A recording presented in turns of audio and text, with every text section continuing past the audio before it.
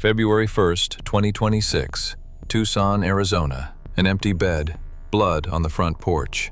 A pacemaker that stopped transmitting at 2:28 a.m. No body, no suspect, no proof she's alive. By the end of this series, you'll understand exactly how someone disappears from a house with 14 outdoor lights and why no one saw a thing. To understand what happened to her, you first have to understand where she lived. Catalina Foothills sits just north of Tucson, Arizona, pressed up against the base of the Santa Catalina Mountains. It is not a neighborhood in any traditional sense. There are no sidewalks, no streetlights. The county banned them decades ago to protect the night sky for the observatories above. After dark, the only light comes from the stars and whatever the homeowners choose to leave on. The houses here sit on lots of at least 1 acre, most of them more. They are separated by stretches of raw desert, mesquite trees, palo verde, saguaro cactus taller than a man. The roads wind and twist. There are no straight sight lines. At night, bobcats and javelinas move through the brush between properties, and no one looks twice. Nancy Guthrie had lived here for more than 50 years. Her house was a 5-bedroom home at the end of one of those winding roads, set back from the street. Partially hidden by desert landscaping. She had 14 outdoor lights, including a floodlight near the garage. She had a doorbell camera, a Google Nest, mounted at the front door. But here is something worth knowing. The camera was connected. It could detect motion. It could send alerts to her phone. But Nancy had never signed up for the recording subscription, a few dollars a month. Without it, the camera could see, but it could not remember. When CNN reporter Ed Lavandera drove out to the neighborhood after she disappeared, he said something that stayed with investigators. He said he was struck by just how dark it was, how spread apart the houses were, how you could not see anything beyond a few feet in any direction. A neighbor named Chris Wilkie put it more bluntly. It would be hard, he told reporters, for a Ring doorbell to pick up a vehicle getting away from the scene. Another neighbor, Russell Long, agreed. Even if you have cameras, he said, they are not going to show much. This was where Nancy Guthrie had chosen to grow old. Quiet, private, surrounded by desert. The kind of place where nothing ever happened. The kind of place where a man who had lived nearby for decades said the worst crime he could remember was a suitcase stolen off a porch and a bicycle swiped from a yard. Until the morning of February 1st, 2026. Nancy Ellen Long was born on January 27, 1942, in Fort Wright, Kentucky, a small suburb just across the river from Cincinnati. She grew up in Catholic schools, all-girls classrooms, and a world that expected her to follow a very specific path. She did not. At the University of Kentucky, she talked her way onto the staff of the student newspaper, the Kentucky Colonel. She became the society editor, covered Greek life, and wrote a column called Social Whirl. It was a small job at a college paper, but it was hers, and it planted something. It was also where she met the man she would marry. The story, the way her daughter tells it, goes like this. Nancy was set up on a blind date, a basketball game at the university. A young man named Charles Guthrie walked up to the door of her sorority house. Nancy looked at him and turned to her roommate. "That," she said, "is the man I'm going to marry." They married in 1963. Charles was a mining engineer, and his work took the family far. They lived in Australia for a time, long enough for their youngest daughter, Savannah, to be born in Melbourne in 1971. By the mid-1970s, the family had settled in Tucson, in the house in Catalina Foothills that Nancy would never leave. 3 children, a family of 5, church every Sunday, Sunday school in the morning, the main service, choir practice in the afternoon, another service in the evening. They like to say that God was the 6th member of the Guthrie family. Nancy taught Bible study classes. She never missed a Sunday service. Even decades later, in her 80s, she watched the live stream of her church service every week with the same faithfulness she had shown when she walked through the doors in person. That consistency, that unbroken routine would become the first signal that something had gone terribly wrong. Then, in 1988, everything broke. Charles Guthrie collapsed from a sudden heart attack during a mining expedition in Mexico. He was 49 years old. There was no warning, no illness, no goodbye.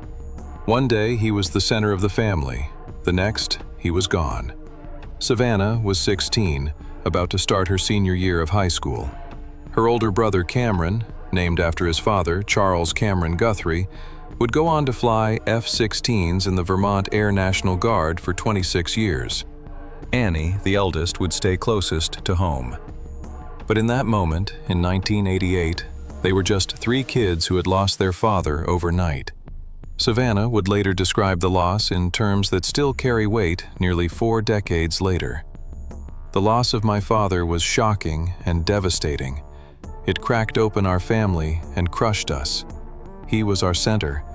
We just idealized him and adored him. He was larger than life and funny and charming and adorable. His loss was so sudden and so shocking. She said the family hung on to each other for dear life, that they were trying to figure out how to become a family of 4 when they had always been a family of 5. Nancy was 46, a widow with 3 children, no career outside the home, no income of her own. She had spent her entire adult life as a stay-at-home mother. Now she had to become something else entirely. Think about that for a moment. A woman who had built her entire life around her family, her husband, her faith, and in one afternoon in Mexico, the center of that life was gone. What she did next tells you everything you need to know about who Nancy Guthrie is. She went to work, first at a small business newspaper called the Daily Territorial. Then she found a position in public relations at the University of Arizona. The job itself was not the point. The point was the benefit that came with it. University employees' children could attend tuition-free. Nancy took the job so that Savannah and Annie could go to college without debt. She traded her own ambitions for theirs. She would stay at the university for nearly 2 decades. Savannah studied journalism there, graduating cum laude in 1993. She went on to earn a law degree, then circled back to the career her mother had nudged her toward. Her first job was at a tiny NBC affiliate in Butte, Montana. She was 21 years old. And she almost did not take it. She did not want to leave her mother, not after everything they had been through. Nancy told her to go. "If you can't leave me," she said, "then I didn't do my job right, Savannah." Savannah would later say that her mother gave her permission to leave, that it would not have taken much to make her stay. That, of course, Nancy wanted her daughter close, but she was not going to stand in the way. "Go," she said. "Go, go, go, go, go." Savannah went. And over the next 3 decades, she built one of the most visible careers in American broadcasting. She became the co-anchor of NBC's Today Show in 2012. She became a household name, and Nancy stayed. In the same house, in the same neighborhood, watching her daughter on television every morning from the living room of the home they had all shared together when Charles was alive. But Nancy's body was not what it used to be. At 84, her mobility had deteriorated significantly. Sheriff Chris Nanos would later tell reporters that Nancy could not walk 50 yards on her own. She relied on medication every single day for a chronic heart condition. Without it, within 24 hours, her life could be in danger. A pacemaker kept her heart in rhythm. A bedside monitor transmitted the pacemaker's data via Bluetooth to her iPhone, which relayed it to her doctors. That monitor sat on a nightstand next to her bed. It ran constantly. It was the kind of device you forget is even there until it stops. Savannah described her mother's condition in a video posted days after the disappearance. "She is 84 years old," she said. "Her health, her heart, is fragile. She lives in constant pain. She is without any medicine. She needs it to survive. She needs it not to suffer.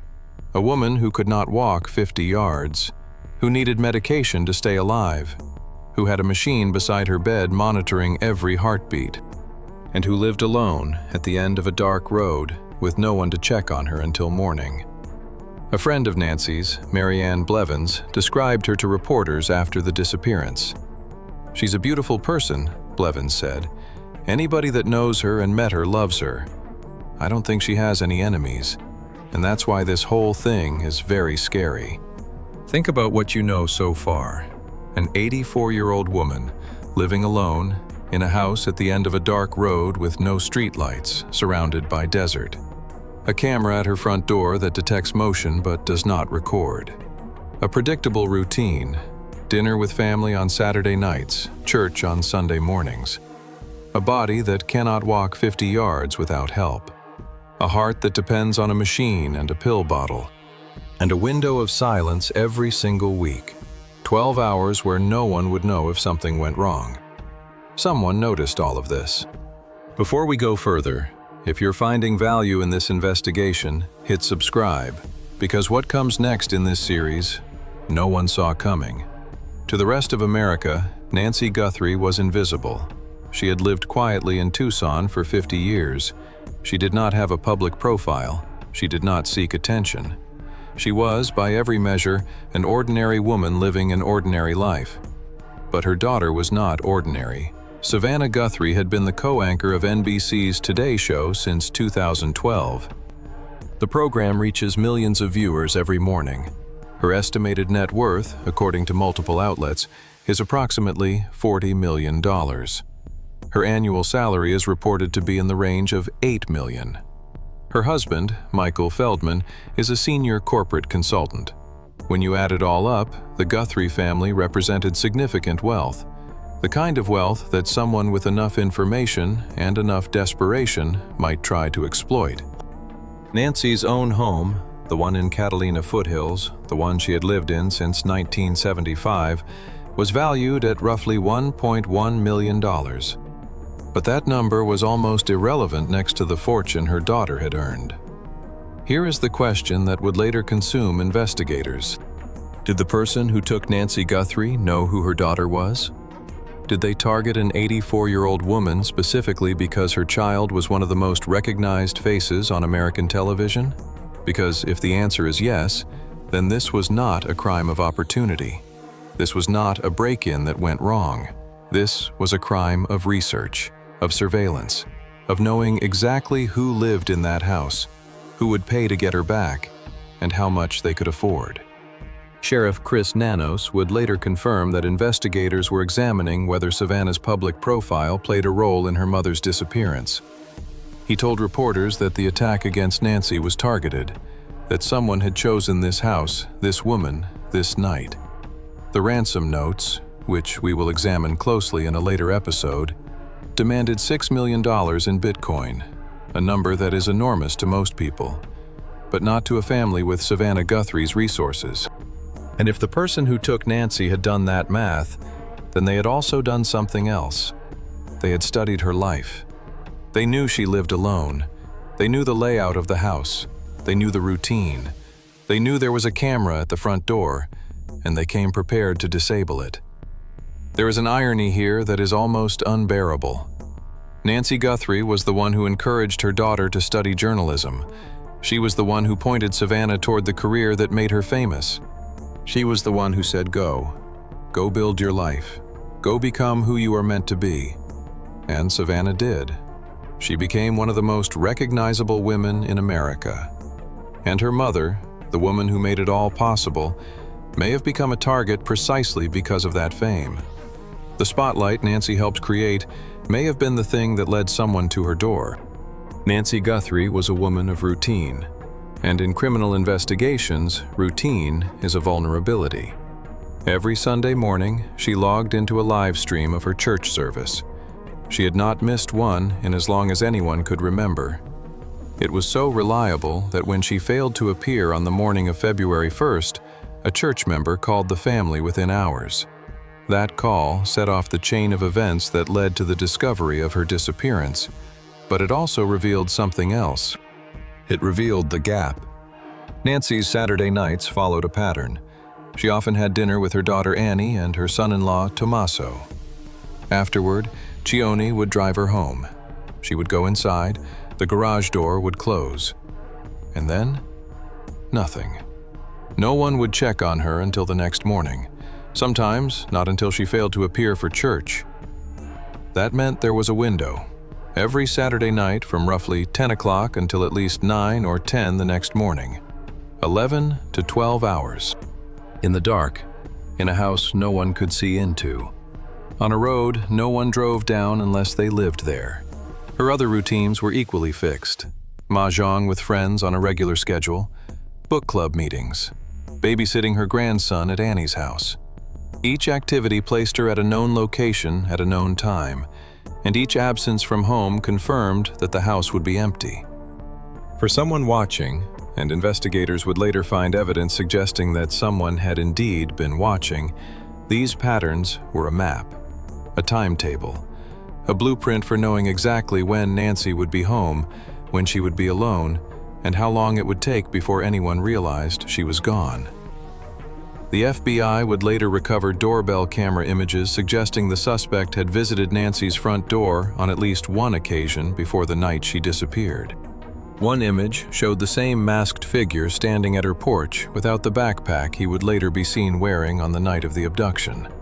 Sources told ABC News that this earlier visit may have been a reconnaissance trip, a first attempt that was abandoned when the suspect noticed the camera. He came back later, prepared. The family would later ask the public to search their memories around 3 specific dates: January 31st, the early morning hours of February 1st, and the late evening of January 11th. That last date, January 11th, was 21 days before Nancy vanished. The family did not explain why that date mattered, but the fact that they mentioned it specifically suggests that something happened that night. Something that may have been the beginning of whatever came next. 3 weeks of watching. 3 weeks of learning the rhythm of an old woman's life. 3 weeks of waiting for the right night. And there is one more thing about the pattern of Nancy's life that matters. Not because of what it reveals about the crime, but because of what it did to the investigation afterward. The man who drove Nancy home every Saturday night was Tommaso Cioni, 50 years old, Italian-born, a 6th grade science teacher at Basis Oro Valley School in Tucson, Annie's husband, the father of Nancy's grandson. He was also a musician in a local band called Early Black Rock. He had a dark mustache. Within days of Nancy's disappearance, the internet turned on him. A journalist named Ashley Banfield cited unnamed police sources calling Cioni a prime suspect. His car, she said, had been seized. The story spread. Online detectives noticed that his mustache matched the facial hair visible on the masked figure in the doorbell camera footage. They found a durable power of attorney he had signed for Annie months earlier and speculated about inheritance.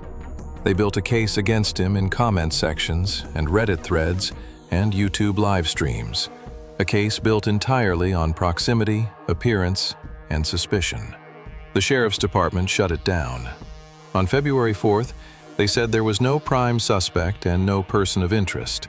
On February 16th, Sheriff Nanos went further. The entire Guthrie family, he said, including all siblings and spouses, had been cleared. The family, he said, had been nothing but cooperative and gracious. They were victims, but the damage was already done. The internet had found its suspect, and no official statement could fully undo that. It is a pattern that repeats in almost every high-profile case. The person closest to the victim becomes the first target of public suspicion, whether the evidence supports it or not. Tommaso Cioni was not the man on the porch. He was the man who drove Nancy home. He was the last person to see her alive, and for weeks, that fact alone was enough to make him the most suspected man in America. Saturday, January 31st, was the night everything changed. Consider what we know now. A woman whose mobility was so limited she could not walk 50 yards on her own. A pacemaker monitor beside her bed that transmitted her heartbeat to her doctors in real time. Medication she needed every single day to survive. A daughter worth $40 million who appeared on national television every morning. A house at the end of a dark road with a camera that could detect motion but could not record it. A weekly routine so fixed that a stranger could map it in a matter of weeks. And evidence that someone had already been to her front door, at least once, before the night she was taken. Every piece of Nancy Guthrie's life, every beautiful, ordinary, hard-won piece of it, had become a piece of someone else's plan. She just did not know it yet. On the evening of January 31st, 2026, Nancy Guthrie did what she had done many Saturday evenings before. She went to her daughter Annie's house for dinner. Family dinner, game night. The kind of evening that does not make the news because nothing about it is unusual. She arrived by Uber around 5:32 p.m. The FBI would later secure the dashcam video from inside the car. There was nothing notable about the ride, nothing out of place. Just an 84-year-old woman heading to her daughter's house for dinner, the way she had done countless times before. The family ate, they talked, they played games. It was a normal evening with a woman who had spent 50 years building exactly this kind of life. Close to her children, present for her grandchild, anchored in routine and faith, and the quiet certainty that tomorrow would come the same way today had. Around 9:48 p.m., Tommaso Cioni pulled into Nancy's driveway. The garage door opened. Nancy went inside. The garage door closed at 9:50 p.m. Cioni drove home. He was the last person known to have seen Nancy Guthrie. The house went dark. The desert went quiet. 14 outdoor lights stood between Nancy and whatever was coming. A doorbell camera waited at the front door, connected, powered, capable of detecting motion, but not capable of recording it. Somewhere out in the darkness, beyond the reach of the floodlights and the mesquite trees and the saguaro cactus, someone was waiting. Someone who had been here before. Someone who had already stood on this porch, already looked at this camera, already decided what to do about it. At 2:12 a.m., the motion sensor triggered. At 2:28 a.m., the pacemaker monitor beside Nancy's bed lost its signal. And by the time the sun came up on Sunday morning, by the time the church live stream started without her, by the time her family drove over to check, by the time they walked through the house calling her name and finding nothing but her phone on the counter and her medication still in the cabinet, Nancy Guthrie had been gone for nearly 10 hours. At 12:03 p.m., the family called 911. The search for Nancy Guthrie had begun. But whoever took her already had a 10-hour head start. And the only camera that might have captured everything, the one mounted at the front door, the one that had detected the motion, the one that had seen whatever happened on that porch in the early hours of February 1st, had nothing to show for it. A few dollars a month, that was the cost of a recording subscription. The difference between a full video and a blank screen, between evidence and silence, between seeing everything and remembering nothing. Nancy Guthrie had 14 outdoor lights, a doorbell camera, a family who loved her, a daughter who would have paid anything, and none of it was enough. As of today, 52 days after she disappeared, Nancy Guthrie has not been found. No suspect has been named. No arrest has been made. The FBI and the Pima County Sheriff's Department have a 24-person task force working the case around the clock. The combined reward stands at $1.2 million. More than 19,000 tips have come in. None of them have brought her home. Savannah Guthrie stepped away from the Today Show. She was supposed to co-host the opening ceremonies of the 2026 Winter Olympics. She never made it. Instead, she posted a video to social media, looking directly into the camera, and said what no daughter should ever have to say: that her family was blowing on the embers of hope, that her mother may already be gone. Nancy Guthrie spent her whole life doing the hard thing. She buried her husband at 46 and raised 3 children alone. She took a job she did not want so her daughters could go to college for free. She pushed Savannah out the door when it would have been easier to hold on. She stayed in that house for 50 years, building a life defined by routine and faith and the quiet belief that doing the right thing would always be enough. "If you can't leave me," she once told her daughter, "then I didn't do my job right." Savannah left. She built a career that made her one of the most famous women in America. And her mother stayed, alone, in the house at the end of the dark road, with a camera at the door that could see, but could not remember. In the next episode, we go inside the night of January 31st, minute by minute, what the cameras caught, what the neighbors heard, what the blood on the front porch tells investigators about what happened in those final moments. And the first piece of footage that changed the entire investigation. A man in a ski mask standing on Nancy Guthrie's porch at 2 in the morning, reaching toward the camera with a gloved hand.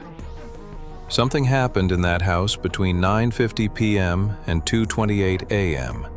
Something that no one has been able to fully explain. Not yet. But someone out there knows what happened. And the question this series will keep coming back to, the question that sits underneath everything, is whether the thing that camera saw in the seconds before it went dark is the thing that eventually brings Nancy Guthrie home, or whether a few dollars a month was the difference between solving this case and never solving it at all.